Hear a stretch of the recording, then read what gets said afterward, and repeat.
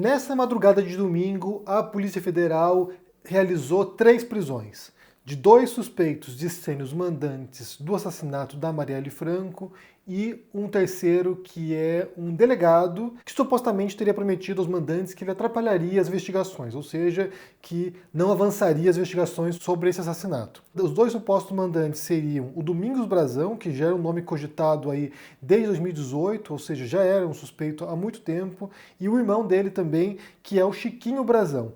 E o delegado é o Rivaldo Barbosa. A gente tem visto muitas entrevistas do Freixo nessa madrugada, e uma das coisas que ele falou ali, que é bastante reveladora, foi que assim que ele soube da execução da Marielle, ele ligou para o Rivaldo. E o Rivaldo prometeu fazer de tudo para ajudar. Para você ver como o negócio estava todo arquitetado ali, né, todo armado, para tentar encobrir esse caso. E outra questão que envolvia esse caso era qual seria a motivação dos mandantes, né, para essa execução. E aí há especulações ali até o momento, né, com base na delação do Rony Lessa, que é o que leva a essa prisão, que é o que leva a chegar a esses supostos mandantes, seria por causa da expansão das milícias no Rio de Janeiro e como ela atrapalharia essa expansão. E aí eu quero ler para vocês aqui uma thread publicada no Twitter aqui pelo Thiago Susekind, porque é bem interessante para entender a simbiose que existe entre crime organizado, política e polícia no Rio de Janeiro. Diz o Thiago o seguinte aqui, olha: a confirmação do envolvimento do clã Brazão no assassinato da Marielle Franco precisa acender um debate sobre a relação entre crime organizado e política no Rio de Janeiro. Esse texto vai ser longo, mas precisa ser mesmo. A classe política fluminense é conivente com organizações criminosas. Ele prossegue aqui: todo mundo da política sabe que Domingos Brazão é envolvido com grupos milicianos. Todo mundo sempre soube. Mas o campeão de votos de Rio das Pedras, por anos reduto mais forte da milícia, integrou a cúpula do PMDB Rio de Janeiro na sua época de ouro. Sempre fez dobradinha com Eduardo Cunha. Na Alerj, Brazão era poderoso, ainda que tenha sido mencionado na CPI das milícias em 2008 e que tenham cassado seu mandato por um tempinho em 2011. O motivo era usar a ONG Centro de Ação Social Gente Solidária para compra de votos, mas ele ganharia os holofotes com uma briga. A compra de votos com centros de assistência social e ONGs é outra prática antiga do Rio com a qual a classe política dominante pouco se importa. Vejam só uma família com deputado estadual e vereadora que se aliou em 2022 a um candidato petista ligado a uma universidade. Voltando, Domingos Brazão protagonizou uma briga histórica com Cidinha Campos em 2014. Ele, que almejava presidir a Alerj, ameaçou a deputada na discussão. Mando matar vagabundo mesmo, sempre mandei, mas vagabundo. Vagabunda eu ainda não mandei matar. Cidinha Campos havia chamado Domingos Brazão de matador. É que, em 87, ele atirou no homem pelas costas. Ele alegou legítima defesa. O caso nunca foi a júri. Jamais foi esclarecido. Eles e os irmãos, dizem os autos, andavam armados e eram envolvidos com grileiros da Zona Oeste. Na eleição ali de 2014, Domingos Brazão conquistou seu 5º mandato de deputado estadual. Angariou 11.517 votos em uma zona eleitoral situada na Gardenia Azul, também um reduto garantido da milícia por muito tempo, até a guerra dos últimos anos, sendo preciso. Já em 2015, apadrinhado por Jorge Pitiani, então presidente da Casa, Domingos Brazão confirmou sua força política com a eleição para o cargo mamata mais desejado do Estado, a função de conselheiro do TCE. Um cargo vitalício com remuneração alta, ainda mais somada à propina. Nada, nem a falta de ensino superior, impediu os deputados de certificarem que Brazão cumpria os pré-requisitos para o desejado cargo: reputação ilibada, conhecimentos jurídicos, contábeis e econômicos. André Siciliano, do PT, foi além e assinou o parecer que atestava as qualidades. Brazão foi eleito com 61 dos 66 votos de seus pares para o TCE. Isso inclui votos favoráveis, polêmicos ainda na época, vindos do PDT, do PT e do PCdoB. Apenas o PSOL, na época encabeçado pelo Freixo, se opôs à indicação, recorrendo à justiça para tentar barrar a sua posse. 2 anos depois, em 2017, Domingos Brazão seria preso pela Operação Quinto do Ouro, um desdobramento da Lava Jato no Rio de Janeiro.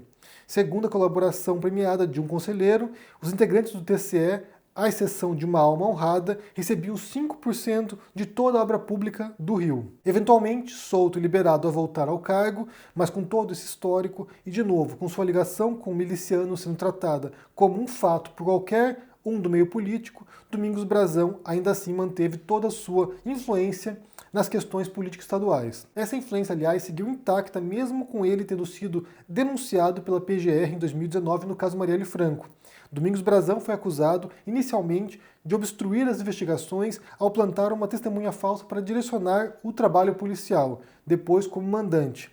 O irmão mais velho, Pedro Brazão, se elegeu à Alerj em 2018, foi reeleito em 2022.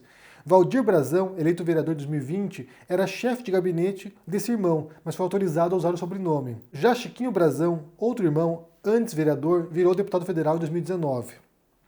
Mas sua força nos bastidores vai além. Em 2022, Domingos Brazão indicou um secretário de transporte do Cláudio Castro. Em 2023, Chiquinho Brazão virou secretário da Assistência Social na Prefeitura de Paz. Saiu após só 4 meses. Domingos Brazão também fez campanha para o atual presidente da Alerj, Rodrigo Bacelar, se eleger ao cargo. O presidente dessa casa tão limpa e honesta discursou agradecendo ao padrinho no início de 2023. Ele também dominou os diretórios do União Brasil e agora dos Republicanos. A indicação de seu irmão a secretário de Paz fez parte de um arranjo maior com Republicanos do Rio de Janeiro, sigla da Igreja Universal, e de Vaguinho, prefeito de Belford Roxo, prestigiado por Lula, outro com apoio conhecido de milicianos. Maria Lúcia Brazão preside o diretório municipal. Mas sabe o que é pior? Os nomes do clã Brazão são só alguns entre muitos políticos do Rio de Janeiro que todo mundo, mesmo do meio, sabe que nutrem relações próximas com o crime organizado. O fenômeno é relativizado em nome da governabilidade e da necessidade de ser eleito. Isso corrompe até políticos jovens que queriam mudar as coisas. Vi isso com meus próprios olhos. A gente precisa dessa aliança pontual aqui, localizada, para se reeleger. Precisa atender a essa demanda, ter boas relações, senão perde o cargo. Afinal, foram eleitos. Às vezes a coisa não é tão direta. Um candidato a deputado recebe o apoio de um vereador meio esquisito, e esse cara na ponta que é próximo dos criminosos. Quem sabe dá para adicionar até uma outra camada. O vereador é eleito pelos líderes comunitários de áreas dominadas. Mais assistencialismo para a compra de votos e as alianças com políticos sabidamente envolvidos com coisa errada são constantes no Rio. E assim, um ciclo horroroso das mesmas pessoas se perpetua. Uma realidade quando porções geográficas são dominadas por organizações criminosas. Infelizmente, nós sabemos como isso vai terminar no Twitter, com a polarização fazendo pessoas que confundem nomes de bairros e cidades no Rio de Janeiro discutindo se Brazão é petista ou bolsonarista. Pouco importa a verdade, um clã criminoso útil para toda a classe política. Domingos Brazão, fisiológico por natureza, circulava em vários círculos distintos. Entrevistado pelo Metrópolis em 2024, ele de direita citou um almoço com André Siciliano do PT poucos meses antes. Chiquinho Brazão fez campanha para Bolsonaro, Valdir Brazão para Lula. O que importa na realidade, para muitos políticos, se resume a poder e dinheiro, não ideologia. Uma pena que o pragmatismo exagerado leve à normalização de figuras como Brazão. Se ligação com o crime organizado importasse, Vaguinho não seguiria com tanto prestígio, não é? O pragmatismo que perpetua na política, quem é próximo do crime organizado precisa acabar. Mas para isso dependemos de fiscalização e cobrança. A imprensa precisa parar de ver apenas Brasília e voltar a olhar para o Rio de Janeiro. E você também precisa fazer o seu papel. A política do Rio teve todas as oportunidades do mundo para cortar os laços com Domingos Brazão e seus irmãos. Sendo confesso, sua ligação com grupos milicianos era de conhecimento geral, compra de votos e corrupção. Mas a aliança com o clã dava votos em bairros dominados. Não dá para passar pano para alianças pragmáticas que incluem organizações criminosas. Se a barreira da ética fosse maior, talvez não tivéssemos casos como Marielle ou Henry. Leiam sobre o pai do Jairinho, o coronel Jairo, e sobre suspeitas contra jornalistas na favela do Batã. Também surpreende que todos conheçam as ligações de alguns políticos com criminosos, mas Ministério Público, polícia e jornais nada falem sobre esses indivíduos. Chegou a hora de investigar essas pessoas e dar nome aos bois. Quem sabe a Marielle não nos inspira a fazer essa mudança no Rio. Então, sim, é uma thread longa, mas de fato vai mostrando aqui como o negócio é imundo. E aqui, claro, o Rio de Janeiro é um caso sui generis no Brasil, embora você tenha corrupção e tenha todo tipo de ligação espúria entre política, criminosos, assassinos, esquadrões da morte pelo Brasil. O Rio de Janeiro, de fato, é um caso bastante excepcional e que é assustador pensar a dimensão que isso atinge nos mais distintos níveis. Recomendo a leitura para vocês do livro do Bruno Paes Manso, que se chama República das Milícias, que conta justamente esse vínculo, essa relação que vem de há muito tempo entre a contravenção, entre o crime organizado e a política. Então, assim, a gente tem ali um estado e uma cidade que estão até, sabe, os ossos, até a raiz, envolvida com esse tipo de negócios espúrios. E também envolve a execução de adversários políticos.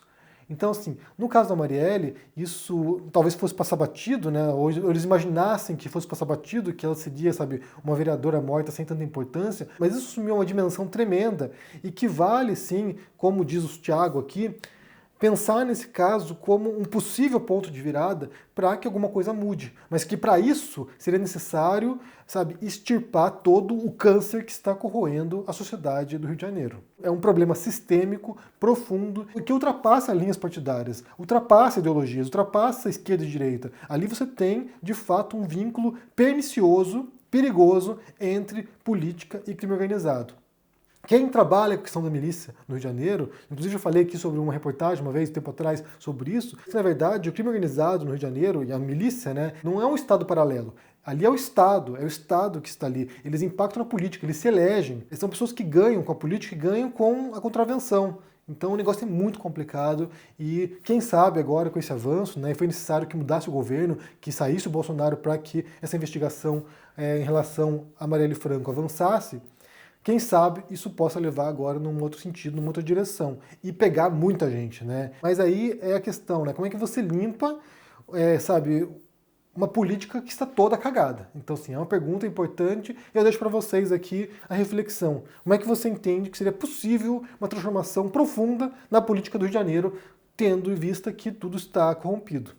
Deixa aqui embaixo no comentário o que você pensa sobre isso, está acompanhando essas notícias aí. Hoje foi um dia de grandes revelações nesse caso aí, e com a prisão, né, do Domingos Brazão, Chiquinho Brazão e do delegado Rivaldo Barbosa. Me diga o que vocês pensam aqui no comentário, deixa aqui embaixo, deixa o joinha, se inscreva no canal ativando o sininho. Um forte abraço para ti, se cuide por aí e até mais. Tchau!